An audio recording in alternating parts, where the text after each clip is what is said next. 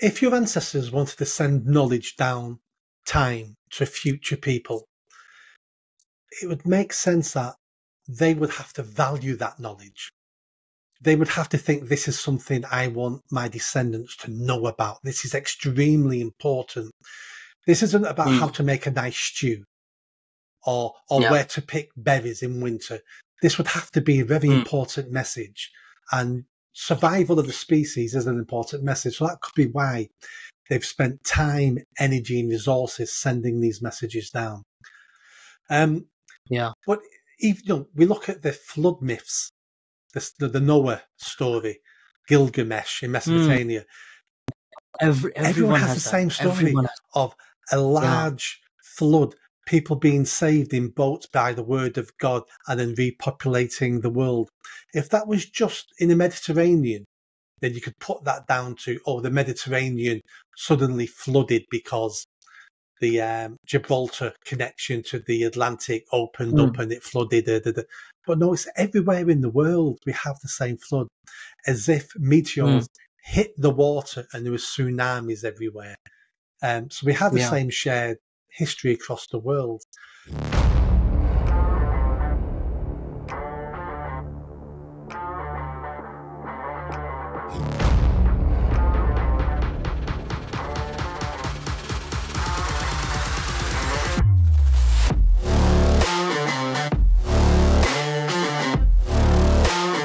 Hello everyone, welcome to the World of Movers podcast, and in this segment of reflections and reactions, today we have a returning guest with us, Nick Buckley, who's the founder of the charity Mancunian Way, a charity to help young people avoid a life of crime, and is the current independent candidate for the Mayor of Greater Manchester 2024, and the author of 3 books, Lessons in Courage, The Making of a Beggar, and Feminism, Myths, Lies, and Ungratefulness. The links for them will be in the description below. Today we are going to talk about something a bit different. We will be talking about myths as depositories, mythologies and myths being depositories of memories in our collective conscience. And the reason why you might see us in the same clothes like the previous episode is because we are recording on the same day but as different episodes.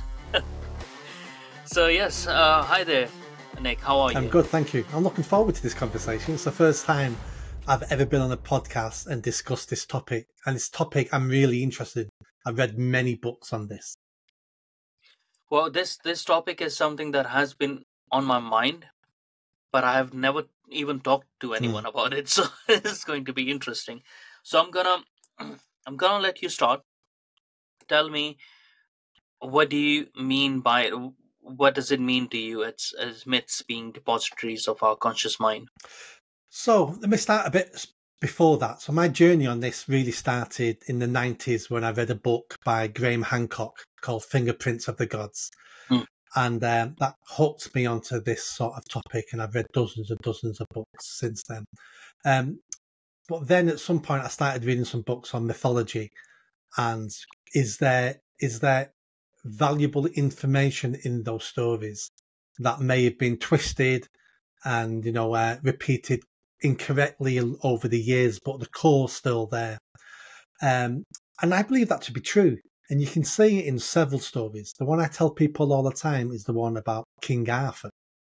So for people who know the story of King Arthur, when he's a teenager, he pulls the sword out of the stone that no one else could do.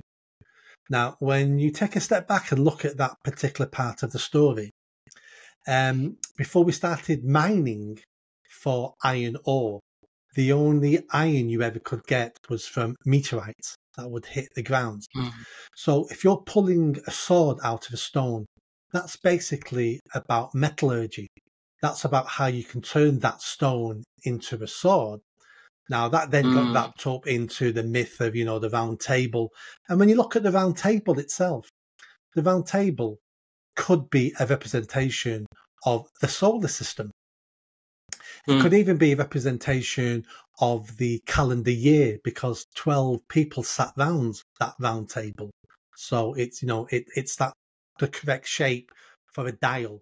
So that all these things are hidden in lots of our myths. And then let's look at a foreign one. Let's look at Alibaba and the 40 Thieves. They're flying on magic carpets. Now, what is a magic carpet? So if you could imagine 10, 20, 30,000 years ago, let's say we had flying machines 50,000 years ago, and then that technology and those people are wiped off the face of the earth. But somebody remembers them and tells that story about how we used to fly in a machine, and you'd sit down on the machine like you do on a carpet and it would fly.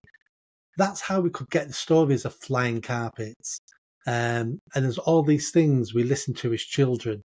And when you dissect them, I mean, some you've got to take a leap of faith to believe that's it. But others, there's actually a factual record.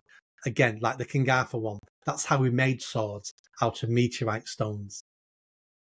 Yeah, and it's so interesting because I know a lot of people just poo-poo it, right? This idea of there were previous civilizations and whatnot, but we are predicating a lot on the knowledge that that we have only been here in this form 12,000 years in this sort of civilizational cycle, when the Earth is itself billions of years of old, and we have evolved a long time before that. So to think that we evolved like what started evolving more than half a million years ago, and then eventually we were, few 100,000 years down the line, that we were, humans now, but we didn't do anything till the recent 10, 12,000 years. Look how much we have achieved in our stated 10,000 years, and then why hasn't it happened? Obviously, it makes you wonder that there must have been civilizations before. Maybe we weren't that many. Maybe we were isolated. Maybe it was something sort of to do like, let's say, if our society was even more technologically based, and we didn't have all these big buildings or whatnot. Even if we did, doesn't matter. And a meteor hit and killed most of the people in the civilized world, so to speak. And the only people that were left were the Aboriginals or the people living in tribal areas and stuff. They wouldn't know. They would know that they used to be, like you said, like they used to be flying planes, and we had spaceships or something. Something was happening. There were phones. I used to have a phone. We used to do something with those phones, like years on. But they didn't know how it worked and everything. But they survived. Yeah, and over time, right? Those people then would sound like gods. Gods used to walk the earth. They could destroy a city with a single weapon. They could transport themselves anywhere in the world. If a god spoke, you could hear that god anywhere where you stood on the world. They're talking about phones. So you could see how those people then would misinterpret those other humans as gods over time. And there's actually a modern equivalent of that. Have you ever heard of the cargo cult? No. So during the Second World War, there was an island near Australia that the Americans and Australians used to land military aircraft to restock and then fly because they were bombing Japan and things like that. And there was a tribe on that island, Stone Age tribe, who thought that the people landing in those planes were gods. And they designed a whole religion. It's why it's called the cargo cult. Yeah, out of the wood and stuff. And after, when the soldiers left at the end of the Second World War, this tribe started building fake planes out of bamboo and bits of wood, and were worshipping the planes, hoping the gods would come back. So we've got actual evidence of that's what we've done in the past. Yeah, and there are so many stories like that as well. There's the story itself of the city of Atlantis, right? That is being told, in those ancient Greek times. They are telling a story of an even ancient time before them, 9,000 or something years before their time, of this city and stuff like that. That sort of shows you that there was an idea of there were remnants in those time of there was something before mm, us, you know, and most of our religious mythologies also point towards something like that if we dig mm, deeper, that like not the Abrahamic faiths, but the other faiths apart from Abrahamic faiths, that the gods used to live among yeah, us, and then they eventually left, right? The Norse mythologies, the Greek mythologies, and the gods used to live among us. So there must have been a huge dichotomy of civilization before, maybe extrapolating from that, that there were people who were really culturally mm, advanced and they kept it to themselves. And then there was the huge array of servant class who didn't, get to have those benefits as much till they rose up. And when they rose up, then mm, that's when the balance happened, and when the disasters and stuff, which, like Graham Hancock points out, that the evidence of those disasters, natural disasters happening, that could very well have happened. And even if there wasn't any civilizations, even when we look at, like, let's say this is the only civilization that we know of, even then the myths that are coming through, they are mm, memories, they are a way of our ancestors conveying a story to us, which are not factually true, but they are metaphorically mm, true. And that's the change that I see personally when I start viewing religion. When like, because I don't factually believe in any of the religion of, like, actually, like, God existing or doing what it says in the mm, Bible or Torah, and like or any other book. But when you think about the stories, that the message that is trying to convey within those stories, then the existence of God becomes irrelevant to the story. It just becomes what is the moral of the story, what is the story trying to convey to you, what has happened, how you should live your life, or what are the dangers mm, and whatnot. God is becomes irrelevant in mm, that sort of a thing. It's the way that your ancestors are trying to convey a message to you in a way that they thought that it could survive, and it did mm. survive for thousands of years you Yeah. know So if your ancestors wanted to send knowledge down time to future people, it would make sense that they would have to value that knowledge. They would have to think, this is something I want my descendants to know about. This is extremely important. This isn't about how mm, to make a nice stew or yeah. where to pick berries in winter. This would have to be a very Mm, important message. And survival of the species is an important message. So that could be why they've spent time, energy, and resources sending these messages down. Now, let's have a look at, is there any physical evidence for any of this? Of a mm, lost civilization, of things in history that we cannot explain. And history is littered with these things. There's an archaeological site in Lebanon with blocks of stone that are so massive. We, as modern people, would only be able to lift them in the last 50 years with our mm, technology and our crane systems. So, like, who lifted them before 50 years ago?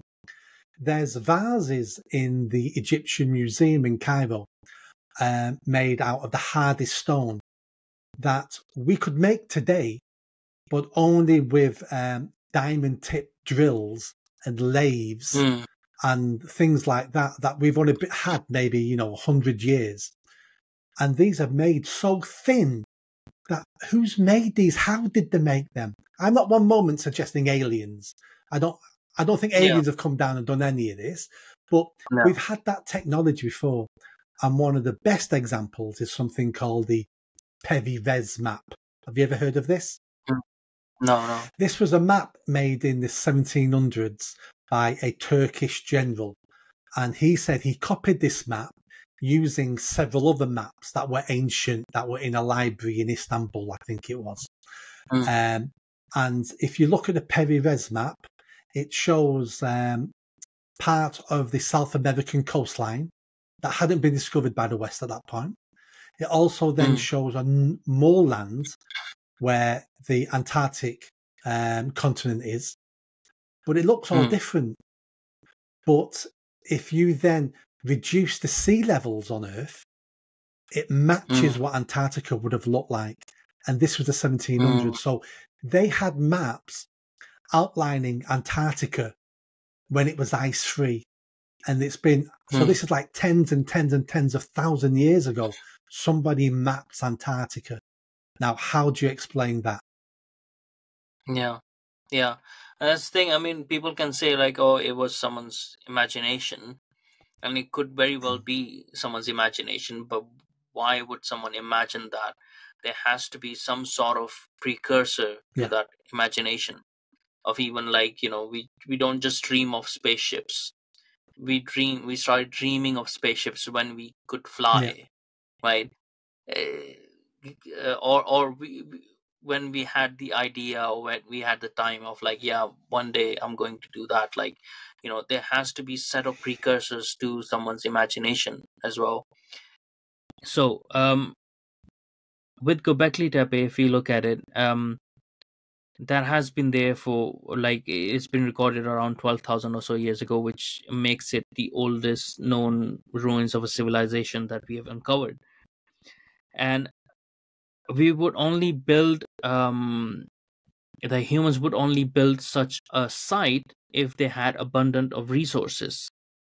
And for abundance of resources to happen, that means they would be doing some sort of agriculture. Now, this agriculture would go back to the known era of agriculture does not occur at that time, which means our dates are again wrong.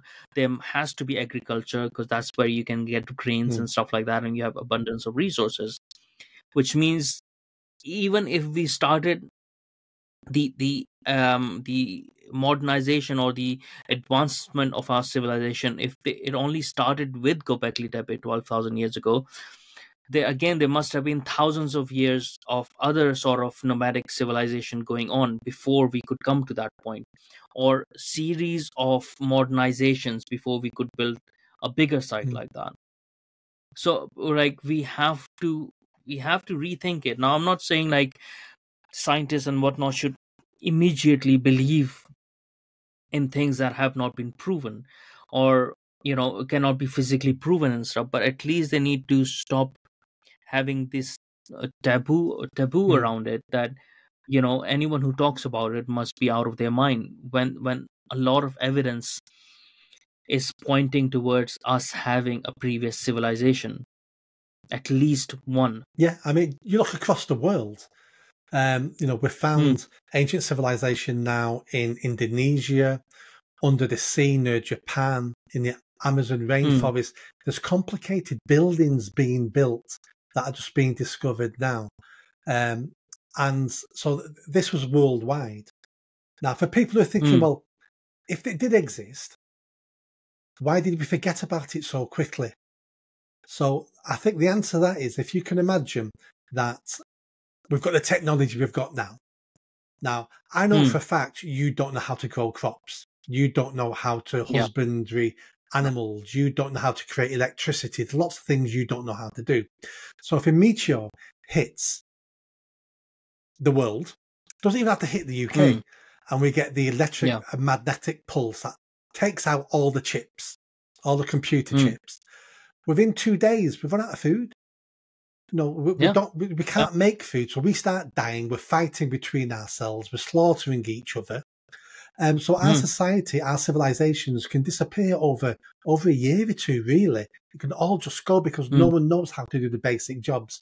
We've segmented them all into, you do that bit, you do that bit, you do that bit. But no one knows how to do everything to keep our civilization going. So it would disappear.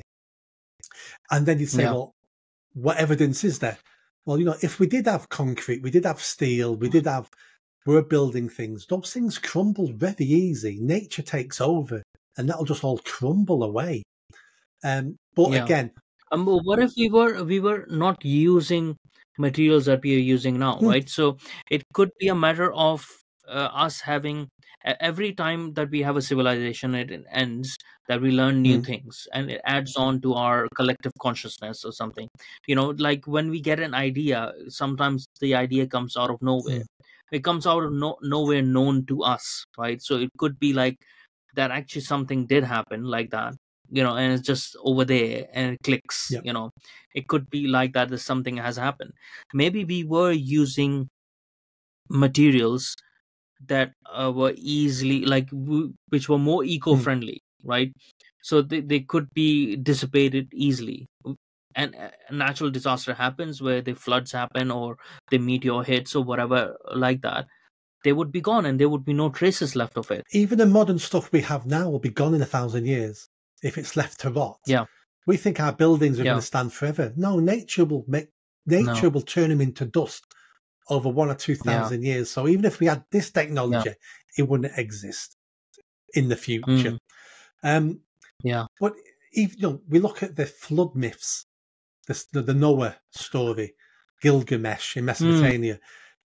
Everyone has the same story of a large flood, people being saved in boats by the word of God and then repopulating the world. If that was just in the Mediterranean, then you could put that down to, the Mediterranean suddenly flooded because the Gibraltar connection to the Atlantic opened up and it flooded. But no, it's everywhere in the world we have the same flood, as if meteors hit the water and there were tsunamis everywhere. So we have the same shared history across the world. But my theory for a lot of this is the meteorite. If you look at the meaning of some of the words in the Bible, like the word angel, the messengers, Satan and a third of the angels were cast down to earth. I think they're describing meteor showers. Another word for the devil is Satan. That comes from the word Saturn. That might be connected to Saturn because Saturn's a big planet.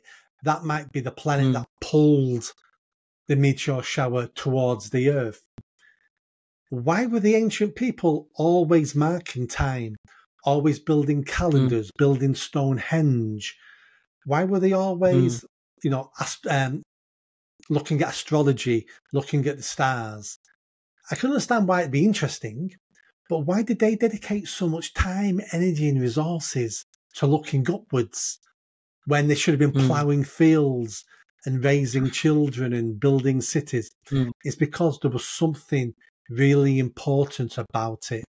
And I think it was about them watching and timing the next flood of asteroids that were going to impact the world. Yeah. So if we're spinning we're spinning in a galaxy now, and we're spinning in our solar system, everything's constantly moving. There must be times where our solar system crosses a path of meteor showers. And we get it every year anyway, but there must be a really dangerous one. So it must be like driving down a motorway, an empty motorway. You can see ahead of you, there's no cars, it's really safe.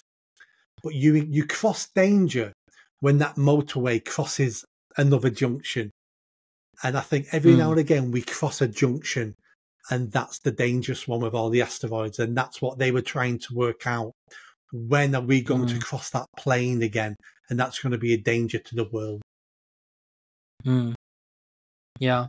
And it's sort of like we're doing that even now as well, right? Like with Elon Musk trying to get us to how do we come to this point that someone out of us thinks that it is important, it is imperative for us to find other places to live? It seems something innate in us, not just to seek advancement, but to look up, as in sort of a danger mechanism, right? So we hear a sound in the bush and we know okay, there must be some danger. It seems to me like there is some innate thing within us that we sense this danger in the skies, and we always looking up to explain to it or go towards it and see what is actually going on there. And it might be because we have the consistent events of meteors striking down. Yeah. Could also very well be that we find out in the future, in our, probably not in our lifetime, but in the future they find out that the only reason that we don't have those previous civilizations, the more civilized ones, the reason why we only had left the tribal people over here who later had to civilize, is because we always found a way to get out of this planet.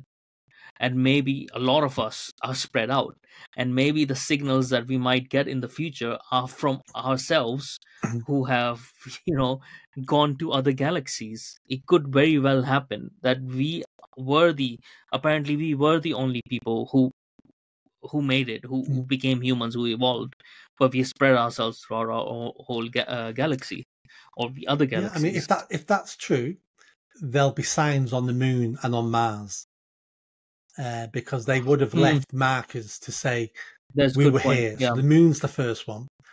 So I'll have a moon on Mars, could be markers there. And one of the reasons why we're exploring space now is because you're right, it's in our nature. Not necessarily because of meteorites, but because that's what we've always done. Humans have always explored the new frontier. We've always crossed rivers, crossed continents. We're always looking for new resources. That's why we've spread to every corner of the planet, because in us, in some of us, is that exploring spirit to take us to the next place. And space, as Star Trek says, is the new frontier. Yeah. Well, why do you think we restrict ourselves from being wrong, like the fear of being wrong, right? So a lot of stuff that I'm saying to you, a lot of stuff that you are saying right now, we could very well be 100% wrong, 70% wrong, 80% wrong, 2% wrong, doesn't matter, right? But we are just allowing ourselves to think and to imagine. Everything else doesn't matter, and we just thinking out loud. Why do you think the scientific mind is stopping people from exploring this? Like, it's not stopping the scientific mind from saying like the all life, where it started from, the cradle of life in Africa, in Ethiopia, or wherever. Ethiopia, I think so, they say it is. It starts from there. It's not stopping them from extrapolating that. It's not stopping them from saying like the Earth is 3.4 billion years or whatever years old, or 4 billion years old, and that life started from whatever single cell. And it's not stopping them from those sort of things, because they think they have evidence for it, which they do have evidence for it. Why is it stopping them from imagining this middle period of when we might have evolved? Because that's as far as we know, right? The oldest evolved human being that we found, that's as far as we know. It could go even further back. Why is it stopping them from at least imagining it or entertaining thoughts about it? I think several reasons. The first one is, when you're a scientist, you're part of a club. And we don't want non-scientists jumping on board our club, telling us what they've discovered. Only scientists can discover science. So part of it is that closed shop of, you're not part of our club, so we're not going to listen to you. The other part of it is, of course, the evidence-based. So when you have a theory, when you cannot concretely prove what you're talking about, scientists, again, don't want to know. And I don't blame them all the time for that, because, otherwise they'll be changing their opinions every 5 minutes because someone else has come up with a new theory. It needs to be evidence-based. But there's also a lot of snobbery there, especially towards Graham Hancock, that they will not even discuss his ideas with him because he's a persona non grata. He's not one of them. He's not a proper scientist, so therefore we're not listening to him. But some of the greatest discoveries we've ever made were made by non-scientists. Because when you're a scientist, you've been to university, you've been taught how to think, you've been taught what to think, and then when you go into the private sector, you're just trying to push 1 millimetre in what's already accepted orthodoxy. But when you don't come from that, you're more willing then to take a leap, take a jump, and look at something no one's ever even thought about before. That's how we've always got these leaps in knowledge. by people who have not been part of the establishment, like Einstein, like Galileo. These are the people who make those big jumps, not your bread and butter scientists, because most have been taught how to think and what to think. You know, what's really funny is that these same scientists love science fiction, which is obviously not based in reality. But they use that imagination of the science fiction, a lot of the science fiction that we use the imagination of, to make advancement, to make things that were just in our imaginations few years ago, right? And these same people, who, if someone made a movie about it, right, someone like made a movie like the Marvel movies about the multiverse and stuff like that, and someone made a movie of past civilizations coming through, and whatever within that theory, these people will go and enjoy those movies, right? But at the same time, they will not entertain that these stories actually might have some truth in it. Let's imagine if they have truth in it, what kind of evidence would we need to satisfy that truth? And yeah, I do believe like we should have evidence based science, because we can't have science based on non-evidence, otherwise nothing would work, right? But is the stopping of even the imagination, that's gonna make us stagnant in that way. If we don't understand where we come from, don't understand like the markers of the past, then we're going to make the same mistakes. It does, right? yeah. But humans are very complicated, Yeah. so, and we have egos. So can you imagine you're a scientist, you're 40 years old, you've spent all your life looking at the history of, let's say, Egypt. That's been your career. You've spent your life doing this. And all of a sudden, this upstart comes up with a theory that's going to prove everything you know is false. That you've wasted all your life studying something that's actually completely wrong. Human nature tells you to reject that, because that is a change you cannot handle as an individual. Your ego can't handle that. And that's part of the problem.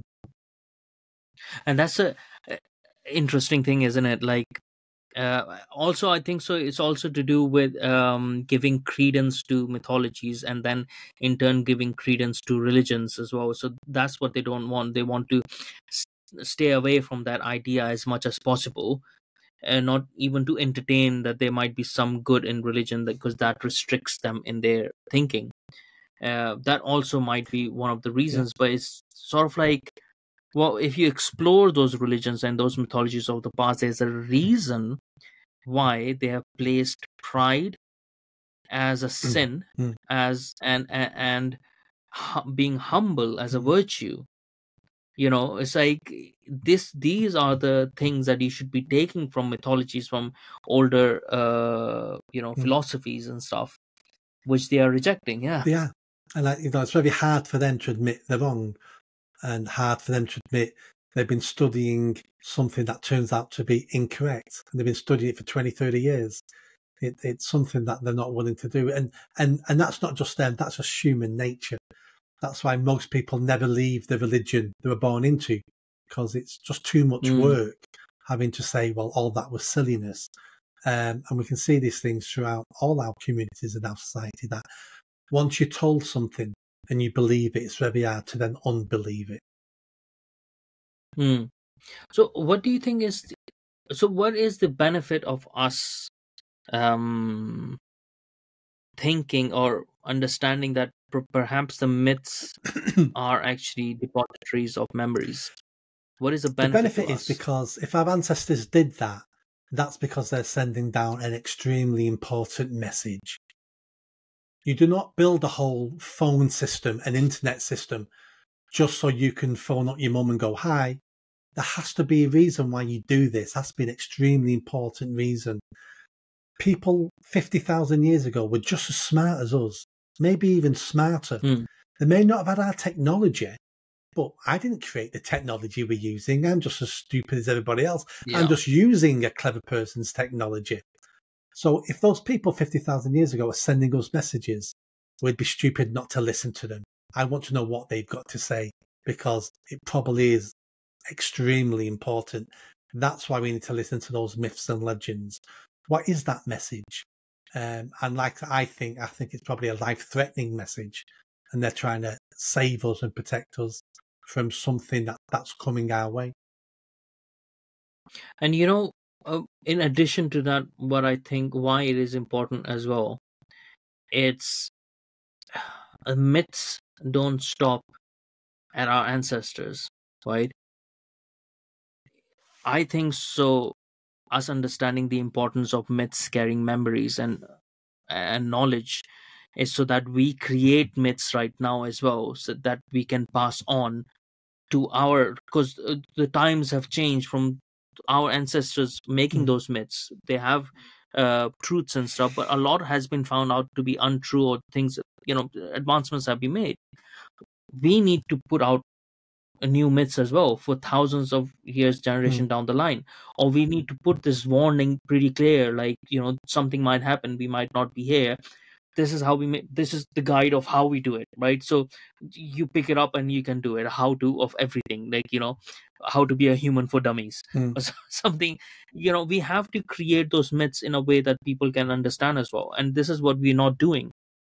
Everything that we have right now is we going digital so much that if things are destroyed, there's nothing of us left, to pass on.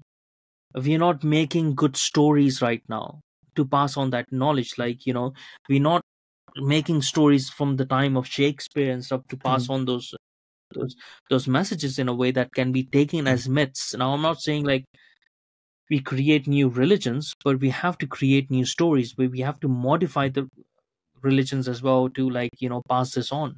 That's why I also think it's important to realize the importance of myths, because it needs to continue, because we are the history of someone else's future. Let's say tomorrow scientists discover a meteor on collision course with the country, and it's an extinction level event, which means we're all going to get wiped out. Human race might survive. There might be some tribes here and some people may survive, but life as we know it is gone. And we've got 8 months. The first thing we'd be doing with exactly what you're saying, how are we going to pass on our knowledge? So what we'd be looking at doing is we'd be looking at building a bomb-proof library. We'd be looking at a depository where we can put all our knowledge, great works of art. But we wouldn't want that to be able to be discovered by the savages who come after us, because they'll just use it as firewood. Yeah. We would have to design something that you couldn't break into, that you only could discover and understand once you reach a certain level of intelligence and community and society. And that's what we'd be looking at doing. And that might already be in existence from other previous civilizations. That's what the pyramids could be. That might be why they built them out of huge stone, so the weather couldn't wear them away. Same with that place in Lebanon, the Tepeli, whatever it's called. That might be why that's built out of huge stones. It couldn't get weathered away. But we don't have the technology yet, or the intellect yet, to understand what messages they're sending us from that. But I mean, the only depository that we have is of seeds, as far as we know, that we can regrow stuff, right? But that needs to be replenished every now and then. But it's sort of like, again, we're thinking from materialistic mind, right? So how can a mind which is only geared toward materials think about, you're thinking about agricultural loss, you're thinking about, how we gonna what about how to be, how to think, how to have civilizations, how, like, our soul and that interaction, right? So we're not paying attention on that. That sort of knowledge we're not passing down. And like you said, like we were talking before as well, a mind who is only thinking about instant gratification, how can it actually project itself for the benefit of someone who would be 20,000 years from them, right? How that is very hard for people to imagine, especially now that we are like, we just want now, there's no life after that, who the hell cares anyways, that sort of a mentality. And I think so that this is why it's very important for us to understand the importance of myths and the knowledge that they carry, how it could mean. Even if we say that all the myths from before are false, there is no grain of truth in them at all, right? All the religions are 100% false. There's no god, there's no nothing, there's everything is false. Even if we believe in that, we have to acknowledge that those stories have maintained themselves over thousands of years. So we have to acknowledge that that is a good mechanism of transporting knowledge over generations. So let's create and that's better why ones then. Man created religions. Every religion at its heart, I know they're all perverse and get corrupted, but at its heart, every religion is a way to live your life. Yeah. And that's the message our ancestors were trying to send down. This is how you live your life. All the myths and legends and stories and heroes and superheroes are all trying to tell you how to live your life, to be a good person, to look after the vulnerable, to be the person who stands up, to, you know, and to be a leader, to be a good king. And that's what all these stories are for. Because we, as a creature, we are a storytelling creature. Yeah, and which is why it is so imperative that we do not continue letting this woke virus infiltrate into that area, because it has infiltrated into that area and it's giving a new alternative reality to people. And imagine if that is the only alternative reality that survives. You know, our future generations have no chance. Yeah. If that is the, like, you know, knowledge that survives. I don't think woke will survive. I think woke is over. I just don't think the woke know yet that it's over. It's all going downhill. And they just turn out to be bad stories.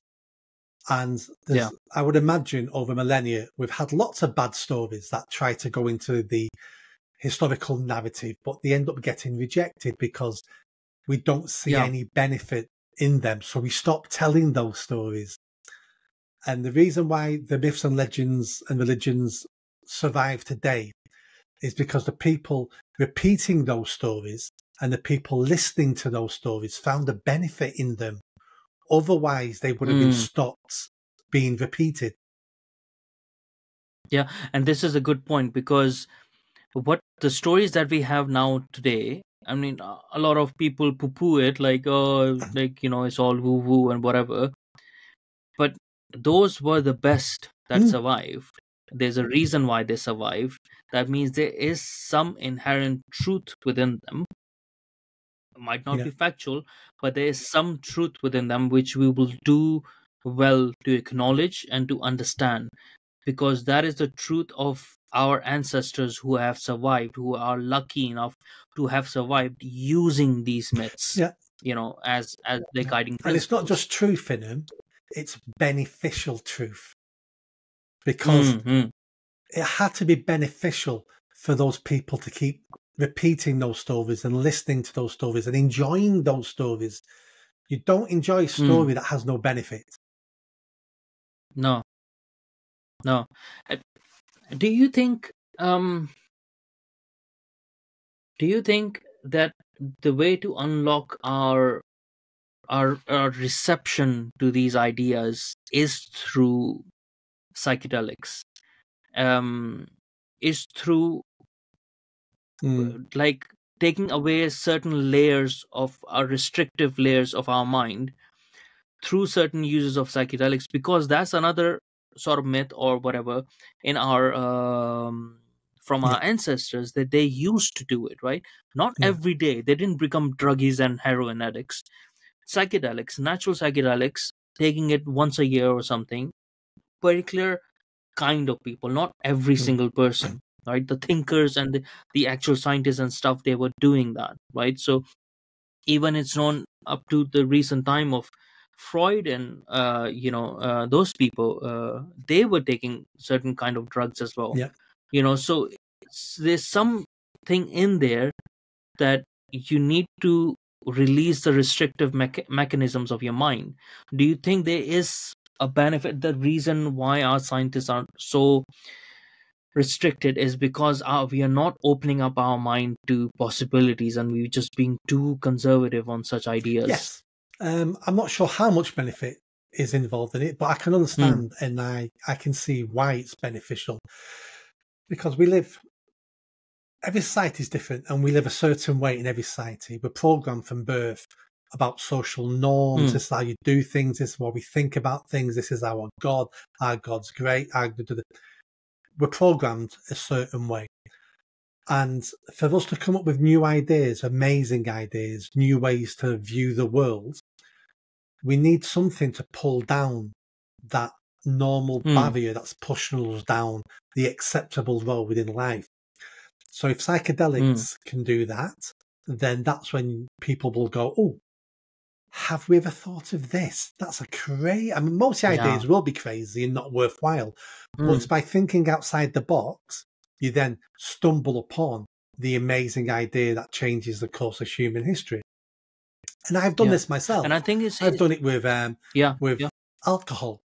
So if I've got a serious problem and I need some serious thinking, and because I don't know what the answer is, a couple of drinks in the evening relaxes me, removes the fog, and then I can think that bit clearer. But it takes a couple of pints of alcohol for me to get into that state. Yeah. So if you take that to the nth degree using psychedelics and magic mushrooms and human history, we've supported these things. You know, we've got the shaman, we've got the witch doctor, witches, wizards. That's what those potions are, taking stuff. Yeah. You know, I've also read a book on that's why Hindus had the cow as sacred, because magic mushrooms used to grow on the cow dung. So because it came out of the cow, that's why cows were worshipped, because that's where we got our psychedelic mushrooms from. Yeah, but they have forgotten that part of it. But so there is something to this. And then people talk about great musicians, you know, of the 70s and 80s who made some of the best music, and they say we're on drugs all the time. Yeah, but that's the thing. Like, so there's two things, right? So one thing is the right kind of people doing the psychedelics helps the society. The normal kind of people who are unconcerned about societal concerns or progress and stuff, it only helps themselves, which is fine. Like, it's good, like it's helping them, but it doesn't help society move forward. So like me taking psychedelics might not be as helpful as, let's say, one of the greatest minds right now, or whoever it might be, them taking psychedelics, because then their imagination is enhanced way more than, and they can imagine those things with a deeper understanding and deeper focus. But we have made that into a taboo, and I think so that has been made into a taboo since the Abrahamic faiths, because the Abrahamic faiths are more conservative minded than other faiths, and it didn't happen in the start of the Abrahamic faiths. I think so it's when the popularization of Christianity happened even further, when it went into a Catholic stage of it. I think so since then it's just become a reflex, and it doesn't take that long for it to become a reflex, because even if you think about India, now India used to be such an open and magical sort of society that believed in these things and explored these things, explored in the psychedelics. But since they got the Muslim colonization, as I call it, the Islamic colonization on them, which was the most destructive colonization on that subcontinent, they over time left that magical way of their thinking, and they became more and more constricted, because they were following the rulers of Islam who were stopping them from doing those things. You know, anything that takes your mind away from Allah in Islam is haram, right? So music is haram, this is alcohol is haram, anything that can, you know, that is not, you not focus on worshipping Allah is haram. And they over time change their thinking, and I think so that's obviously what's happened over here as well in England and stuff, where we used to have these people, these droids and whatnot, who were religiously taking those things and encouraging the best people in their community, the leaders, the chiefs and stuff. They would take, you know, annual or whatever type, they would go, they would have an event around it, in solstice or whatever, and they would expand their horizons, right? But Catholicism has, I feel like it has given order when it needed order, and shaped the societies around the world into a better society that they were before. But it just took away that part of us, I think, and it's become a taboo since then. Maybe it wasn't. I don't think so. It was that much of a taboo I think before. this comes down to knowledge is power. And we've used religion, everyone's used religion to control the people and to be the king or the emperor or the boss. And once you're the emperor or the boss, you can control education, you can control knowledge. The last thing you want are uncontrollable people taking drugs and coming up with new ideas that you can't control, because you're trying to keep your people subjugated, under control, going down the path you want them to go down. So a lot of this really is about control. Yeah. And recently I had this interaction on social media, right? So I put up a picture of mine. Like I went to Oxford recently, and I was on the grounds of Oxford, the Christchurch College. I put a picture of mine over there. I was looking outside within the corridors of it, outside the church, and I was just looking outside, and I put a picture with the caption like, in visiting Christchurch or something, and contemplating life, right? And I had my hat on, because it was cold. It was just recent. I just went recently.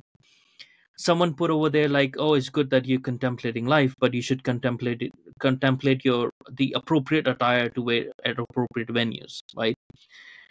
I was like, oh, in the picture you can't even see what I'm wearing. You don't know where I am. I said Christchurch. I'm not inside the church. I'm in the grounds of the college, right? And I'm wearing a beanie because it's cold, and I'm like bald. I don't have hair, so I feel more cold on my head. What a way to constrict someone, like someone's thoughts and stuff. And I also thought, well, Jesus didn't wear a 3-piece suit, mate. Like so, and Jesus was not that constricted in his thoughts as Catholics have made Christians to be. And now all of our society, all of the dominations of different denominations of Christianity have become conservative compared to what Jesus would have been like. Jesus was far more liberal minded than the institutions of the church. Jesus wasn't a Christian. No, exactly, right.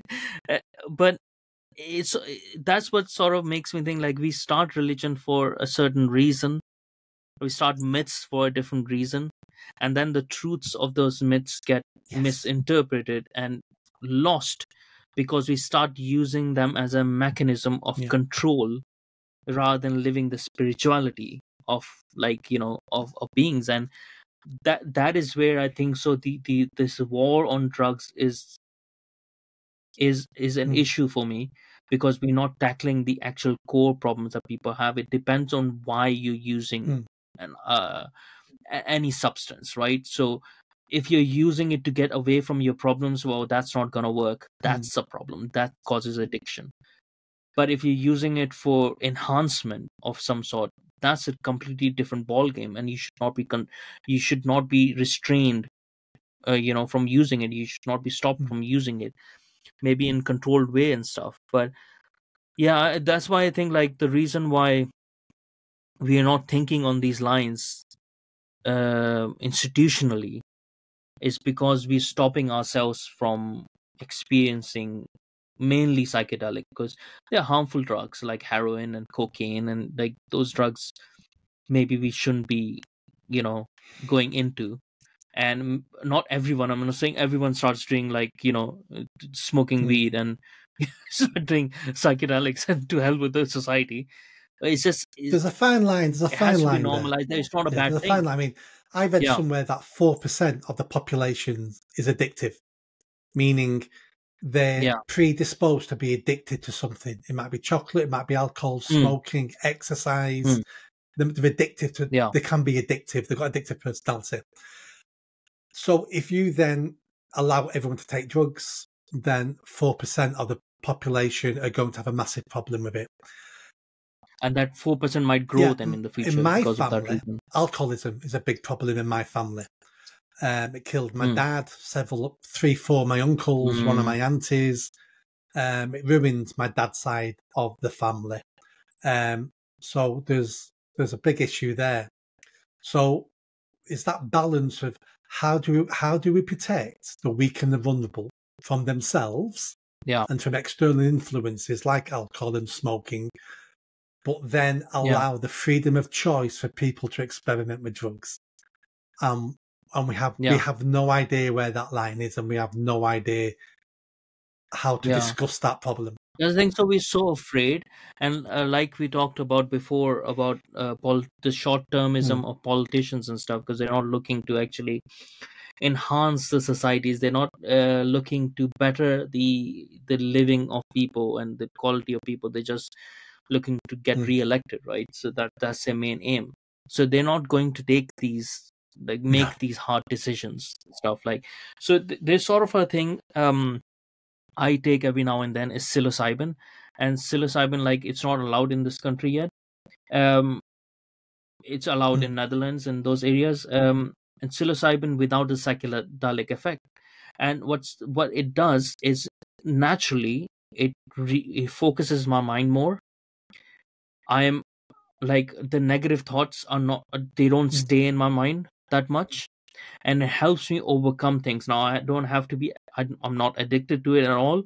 I've not taken it for a few months now, so but it refocuses my mind. It makes me work more. It makes me happier in that sort of way. Happier, not in a false state of happiness, but happiness in a way that the negative thoughts don't remain in my mind that much. So it naturally makes me happier as a person. And they are currently, I think so, they're doing some experiments or some sort of study and research even within NHS of how it cures anxiety, because it cures anxiety and it cures depression, right? And it cures depression so naturally, like, over time, you up your dose or whatever, and there's no harm for your health towards it. And just makes me think, like, they are so much more beneficial than the depression pills and stuff like that you're giving. It's just that we have to remove this taboo of, if you're doing drugs, any kind of drugs, that you're a bad person. But it depends on the kind of drug and the reason why you're doing it, because also, like you said, there's a balance. Doing certain kind of drugs, you know pushes you towards crime, and that's a problem of that we have within the rough sleeping and those areas as well, like, where people are taking it for the wrong reasons. So that's where we have to understand, like, why it is important to take certain type of things, but what are they actually doing, right? So what we want is the inhibition of in our mind to go away for a while, so that we can imagine, right? If that can be achieved through psychedelics, then let's explore psychedelics like we used to before. If that can be achieved by some sort of marijuana, then maybe we discover that. If that can be done by no sort of drugs, but by that sleep deprivation tanks and those sort of things, let's explore that. But the idea is to take that inhibition out, to take that restriction out, and to think. And that's why we normalize this idea of myths being our memories as well, because I think so that's what's stopping us. I get your point. I think what we need to work out is the cost benefit to that. So because everything has pluses and minuses. So we increase drug use, more people become drug addicts, more problem society. But if psychedelics can help people with great minds think better, then there's benefits there. A point I'd have to point out is the way technology is going in the world. Do we have any issues at the moment with great people not thinking up new ideas? I think we've got more new ideas now than we've ever had. No, that is a good idea.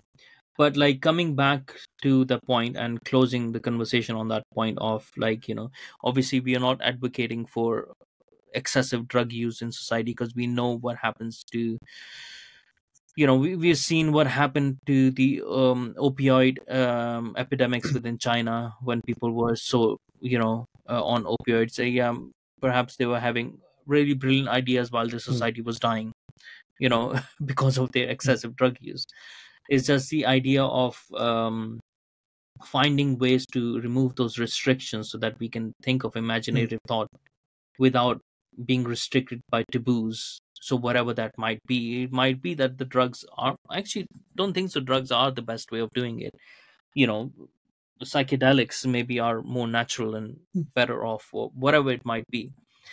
But this idea of myths being our memories, how do we go about like normalizing this, or like making it okay for people to think it without someone thinking that you are a druggie? I think we need more people like Graham Hancock. We need people who will investigate it and look for evidence for it. Because that's the only way we're going to mainstream it, is if we can prove it's actually true. I don't mean all the myths and all the legends, but if we can start proving this is a legend and a myth, and now look at what we've discovered and look at the backstory, and now we've shown you the steps, it turns out it was true.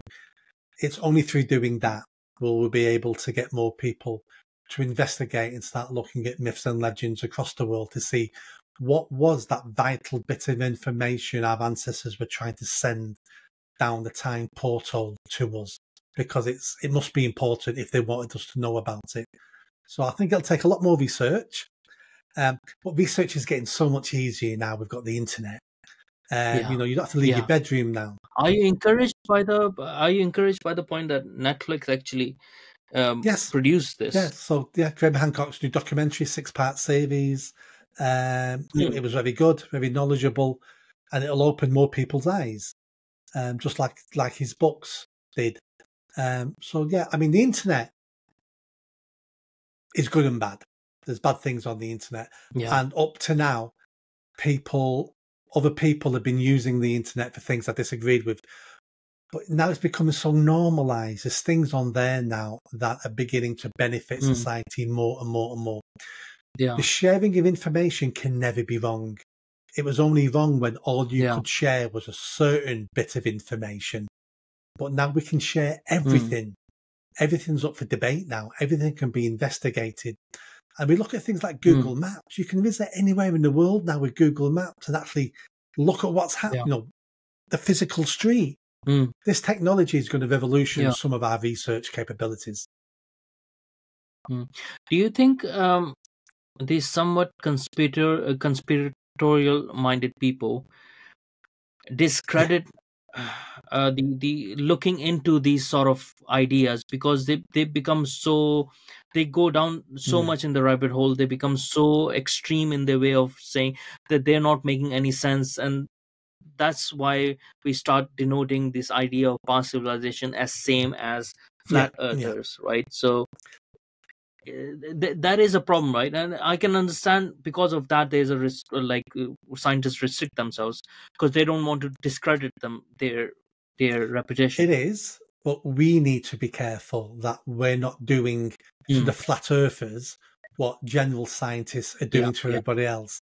So just because we think a theory, an idea is crazy and mental and there's no proof for it, we should be careful of stopping those people going down that path themselves, because certain times in life, certain times in history, the mental person actually turned out to be right. So when Galileo said everything spins around the sun, the church, every scientist of the day said he was crazy. Turns out he was right. So, but you are right. So some of the mainstream stuff, of myths and legends and Atlantis, it does get a bad press because people on the fringes will talk about aliens and lizard people and stuff like that. But again, I'm warning, it doesn't mean, and I don't believe in any of that stuff, but it doesn't mean it's not true. Those people still should be pursuing what they want to pursue. But it's sort of like when you make something illegal, like there's a black market for it, right? And that black market, this is a black market of ideas now, conspiracies and stuff. and in that black market a lot of it would be corrupted, because like like drugs, they would have something else, cement or whatever in it, which can harm you. But that, if we stop making it illegal, those ideas, restricting them, then those black markets are going to dwindle away themselves, because more credible people are going to look at the most credible way of proving those myths or disproving those myths, like openly, without shame and stuff. Daylight and sunshine is a great disinfectant on bad ideas and bad theories. So let's put the bad theories out there, and everyone will be able to see how silly and bad they are. But then other people might see that silly theory and go, do you know what? That fits right into this idea I've got. And together they come up with a much better idea. I don't want people closing down other people's ideas and theories. We need to blow them out the water with our evidence if they're rubbish. And if not, we need to let them get on with pursuing what they want to pursue, because no one has the right to control all the ideas and all the theories and all the science. Science isn't a democracy. Scientists don't vote on what's science and what's good science. Science relies on evidence. And one person with the right evidence is a scientist, even if every other scientist in the country disagrees with them. Yeah, and I think so. That's a good point to end our conversation today. So thank you so much for listening, everyone. And until next time, take care, be good, and I'll see you again some other time.